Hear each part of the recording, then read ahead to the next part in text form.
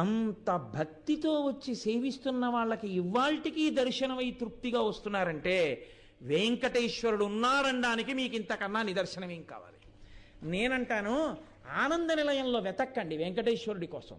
వెంకటాచల క్షేత్రంలో ఉన్న సామాన్యుడు తృప్తితో వెళ్ళిపోతున్నటువంటి ఆనందంలో మీకు వెంకటేశ్వరుడు అక్కడున్నాడు. అందుకే స్వామి నటించుచుండు ఈ శైలమందు అన్నారు.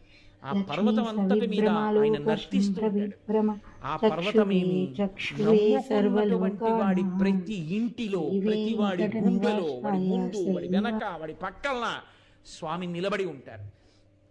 ఆనాటి నుండి ఈనాటి వరకు వెంకటేశ్వరానుగ్రహము అన్న మాటకు అర్థం, ఏమీ నాకు తెలియదు స్వామి అని చెప్పినటువంటి వాడిని ఆయన అనుగ్రహిస్తాడు.